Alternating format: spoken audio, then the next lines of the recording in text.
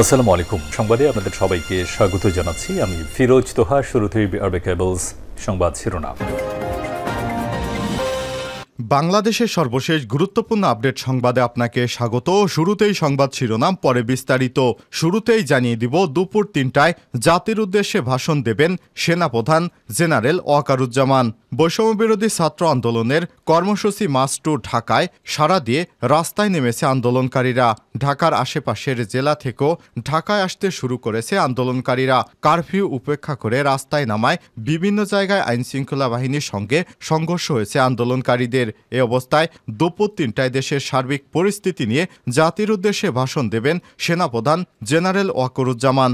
জাতির উদ্দেশ্যে সেনাপ্রধানের ভাষণ দেওয়ার বিষয়টি একটি বিবৃতিতে নিশ্চিত করেছে আইএসপিআর। প্রথমে সেনাপ্রধান ভাষণের সময় দুপুর ২টার কথা বলা হলেও পরবর্তী সেই সময় ১ ঘন্টা পিছিয়ে ৩টায় দেওয়ার কথা বলা হয়েছে। সেই সঙ্গে সেনাপ্রধানের ভাষণের আগ পর্যন্ত সকলকে ধৈর্য ধারণ করার অনুরোধ জানানো হয়েছে। এরপর জানিয়ে দিব, ঢাকার প্রবেশ মুখে মানুষের ঢল। অনির্দিষ্টকালের কারফিউর মধ্যেও ঢাকায় প্রবেশ পথগুলো দিয়ে প্রবেশ করছে হাজার হাজার মানুষ। ঢাকার যাত্রাবাড়ি, উত্তরা, গাবতলী দিয়ে পায়ে হেঁটে মানুষ ঢাকায় প্রবেশ করছেন। সোমবার ৫ই আগস্ট রাজধানীর গাবতলী, উত্তরা, যাত্রাবাড়ি এলাকা রোড ঘুরে দেখা যায় হাজার হাজার মানুষ রাস্তা দিয়ে ঢাকায় প্রবেশ করছেন পায়ে হেঁটে। এ সময় বিভিন্ন জায়গায় পুলিশের বাধা ভেঙেছেন তারা। পুলিশের বাধা উপেক্ষা করে ঢাকায় ঢুকছেন দলে দলে মানুষ। এদিকে জাবিতে ঢাকামুখী পদযাত্রায় হাজার হাজার ছাত্র জনতার ঢল। সরকার পতনের এক দফা দাবিতে জাহাঙ্গীরনগর বিশ্ববিদ্যালয় থেকে ঢাকার উদ্দেশ্যে পায়ে হেঁটে রওনা দিয়েছে ছাত্রছাত্রী, আন্দোলনকারীরা এবং বিভিন্ন শ্রেণী পেশার মানুষ। সোমবার দুপুর ১২টার দিকে বিশ্ববিদ্যালয়ের শহীদ মিনার পাদদেশ থেকেই পদযাত্রা শুরু করেন তারা। এদিকে রাজধানীর অভিমুখে শিক্ষার্থীরা। গাজীপুরে সড়কে নেই আওয়ামী লীগের নেতারা। চলো চলো ঢাকায় চলো। সারা দেশ থেকে বৈষম্য বিরোধী ছাত্র আন্দোলনের ডাকা এক দফা দাবি বাস্তবায়নের আন্দোলনে যোগ দিতে সকাল ৬টার পর থেকে বিভিন্ন কলেজ, বিশ্ববিদ্যালয়ের শিক্ষার্থীরা ঢাকার অভিমুখে যাত্রা শুরু করেছেন। এমনটি দেখা গেছে ঢাকা ময়মনসিংহ মহাসড়কে গাজীপুর মহানগরে চান্দনা চৌরাস্তা এলাকায়। সোমবার কাকডাকা ভোর ৫:৩০ থেকে ছাত্ররা বিভিন্ন মিছিল নিয়ে দলে দলে ভাগ হয়ে ঢাকা অভিমুখে যাত্রা শুরু করেন। সারা দেশে লাগাতার কারফিউ ঘোষণার পরও কোনো ভয়ভীতি শিক্ষার্থীদের চোখ মুখে পরিলক্ষিত হয়নি। তাদের চেহারায় দেখা গিয়েছে বিজয়ের আনন্দ এবং লোভলালসাপূর্ণ নিষ্পাপ মাধুর্য। এদিকে মিরপুরের সর্বশেষ পরিস্থিতি।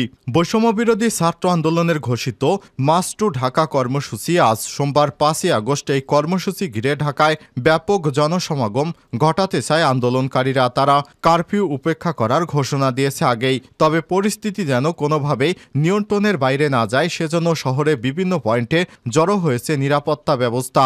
কোটা আন্দোলনের কারণে দেয়া অনির্দিষ্টকালের কারফিউতে সকাল থেকে মিরপুর থমথমে অবস্থা বিরাজ করছে। যানবাহন চলাচলে তেমন কোনো বাধা নেই। মিরপুর ১০ নম্বর ঘিরে রেখেছে সেনাবাহিনী। কোনো গাড়ি চলতে দেয়া হচ্ছে না। জরুরি সেবা প্রদান করা গাড়ি ছাড়া অন্য গাড়ি ১০ নম্বর গোলচত্বরে প্রবেশ করিয়ে বিকল্প পথে ঘুরিয়ে দেওয়া হচ্ছে।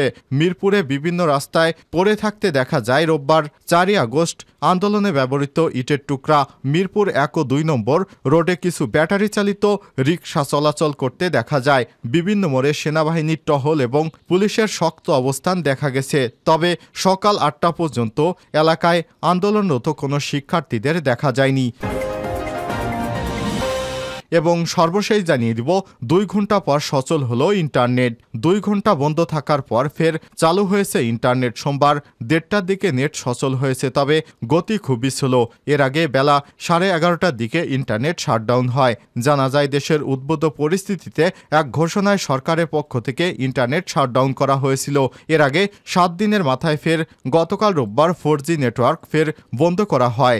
দুপুর ১২টার পর সরকারের একটি সংস্থার নির্দেশে 4G সেবা বন্ধ করা হয়। শনিবার সংস্থাটি বলছে, পরবর্তী নির্দেশ না দেওয়া পর্যন্ত 4G নেটওয়ার্ক বন্ধ থাকবে। 4G বন্ধ থাকলেও মোবাইল ইন্টারনেট ব্যবহার করা যায় না, তখন শুধু 4Gর 2Gর মাধ্যমে কথা বলা যায়। কোটা সংস্কার আন্দোলনের এক পর্যায়ে 17 জুলাই রাত থেকে মোবাইল ইন্টারনেট এবং 18 জুলাই রাতে ব্রডব্যান্ড ইন্টারনেট বন্ধ হয়ে যায়। 5 দিন পর 23 জুলাই ব্রডব্যান্ড ইন্টারনেট সংযোগ সীমিত পরিসরে ফেরে। 10 দিন পর 28 জুলাই মোবাইল ইন্টারনেট চালু হয়, কিন্তু বন্ধ ছিল মেটার প্ল্যাটফর্ম ফেসবুক, মেসেঞ্জার এবং হোয়াটসঅ্যাপ এবং ইনস্টাগ্রাম। এছাড়াও টিকটকও বন্ধ রাখা হয়েছে। প্রিয় দর্শক, অন্যদিকে ব্রডব্যান্ডের সংযোগ ইউটিউব চালু থাকলেও মোবাইল ডেটায় তা বন্ধ ছিল। গত 31 জুলাই ফেসবুকও চালু করা হয়েছিল। এতক্ষণ শুনছিলেন সংবাদ শিরোনাম, এবারে বিস্তারিত। তবে তার আগে বন্ধুরা, কমেন্ট করে জানিয়ে দিন আপনি বিশ্বের কোন দেশ থেকে আমাদের সংবাদটি দেখছেন। সেনাপ্রধানের ভাষণ 1 ঘন্টা পেছল। বৈষম্যবিরোধী ছাত্র আন্দোলনের নতুন কর্মসূচি মার্চ টু ঢাকায় সাড়া দিয়ে রাস্তায় নেমেছে আন্দোলনকারীরা। ঢাকার আশপাশের জেলা থেকেও ঢাকায় আসতে শুরু করেছে আন্দোলনকারীরা। কারফিউ উপেক্ষা করে রাস্তায় নামায় বিভিন্ন জায়গায় আইনশৃঙ্খলা বাহিনীর সঙ্গে সংঘর্ষ হয়েছে আন্দোলনকারীদের। এ অবস্থায় দুপুর 3টায় দেশের সার্বিক পরিস্থিতি নিয়ে জাতির উদ্দেশ্যে ভাষণ দেবেন সেনাপ্রধান ওয়াকারুজ্জামান। জাতির উদ্দেশ্যে সেনাপ্রধানের দেওয়া বিষয়টি এক বিবৃতিতে নিশ্চিত করেছে আইএসপিআর। প্রথমে সেনাপ্রধানের ভাষণের সময় দুপুর 2টার কথা বলা হলেও পরবর্তী সেই সময় 1 ঘন্টা পিছিয়ে 3টায় দেওয়া হয়েছে। সেই সঙ্গে সেনাপ্রধানের ভাষণের আগ পর্যন্ত সকলকে ধৈর্য ধরার অনুরোধ জানানো হয়েছে আইএসপিআর থেকে। এর আগে রোববার বৈষম্য বিরোধী ছাত্র আন্দোলনের সংঘর্ষে 99 জন নিহত হয়েছে, আহত হয়েছে কয়েক শত মানুষ। এই অবস্থায় বৈষম্য বিরোধী ছাত্র আন্দোলনের সমন্বয়ক আসিফ মাহমুদ এক বিবৃতিতে মার্চ টু ঢাকা কর্মসূচির আহ্বান জানান। মার্চ টু ঢাকা কর্মসূচির বিপরীতে সরকার অনির্দিষ্টকালের কারফিউর ঘোষণা দিয়েছে। একই সঙ্গে 3 দিনের 5, 6, 7 আগস্ট সাধারণ ছুটি ঘোষণা করেছে সরকার। সোমবার সকাল থেকেই রাজধানী ঢাকার বিভিন্ন মোড়ে সেনাবাহিনী এবং অন্যান্য আইনশৃঙ্খলা রক্ষাকারী বাহিনীর উপস্থিতি লক্ষ্য করা গেছে। এরপরও রাস্তায় নেমেছে আন্দোলনকারীরা।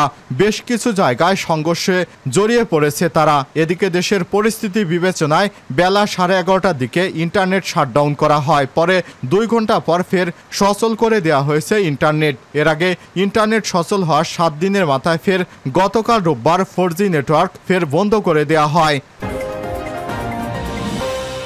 ঢাকার প্রবেশ পথে মানুষের ঢল।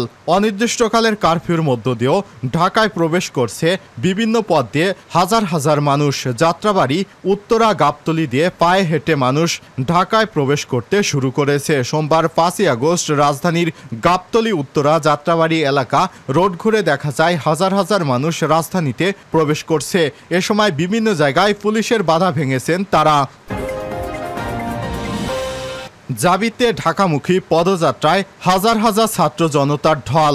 সরকার পতনের এক দফা দাবিতে জাহাঙ্গীরনগর বিশ্ববিদ্যালয় থেকে ঢাকার উদ্দেশ্যে পদযাত্রা শুরু করেছে ছাত্রছাত্রী এবং বিভিন্ন পেশাজীবী মানুষ। সোমবার দুপুর 12টার দিকে বিশ্ববিদ্যালয় শহীদ মিনার পাদদেশ থেকে এই পদযাত্রা শুরু হয়। পদযাত্রায় বিশ্ববিদ্যালয়ে হাজার হাজার শিক্ষক, শিক্ষার্থী সহ পার্শ্ববর্তী সাভার এবং আশুলিয়া এলাকায় প্রায় 5000 মানুষ যোগ দিয়েছে। পদযাত্রাটি এখন সাভারের নিউ মার্কেট এলাকায় অবস্থান করছে। আইন শৃঙ্খলা রক্ষাকারী বাহিনীর শত বাধা বিপত্তি উপেক্ষা করেও সাভারে বিভিন্ন অলিগলি থেকে হাজার হাজার মানুষকে এই পদযাত্রায় অংশগ্রহণ করতে দেখা গেছে। এদিকে দুপুর 1টার দিকে বিশ্ববিদ্যালয়ের প্রধান ফটক থেকে আশেপাশের এলাকায় প্রায় 1000 শ্রমিক পদযাত্রায় যোগ দেওয়ার জন্য সাভারের উদ্দেশ্যে যাত্রা শুরু করে। আন্দোলনকারীদের সঙ্গে কথা বলে জানা যায় তারা যে কোনো মূল্যে ঢাকার গাবতলী পর্যন্ত যেতে দৃঢ় প্রতিজ্ঞ। এরপর সেখান থেকে তারা সম্মিলিতভাবে রাজধানীর উদ্দেশ্যে যাত্রা শুরু করবে। এদিকে আন্দোলনকারীদের ঠেকাতে সাভারে পাকিজা এলাকায় পুলিশের শক্ত অবস্থান লক্ষ্য করা গেছে। বিভিন্ন ছোটখাটো জমায়েত লক্ষ্য করে পুলিশকে গুলি এবং টিয়ারশেল নিক্ষেপ করতে দেখা গেছে।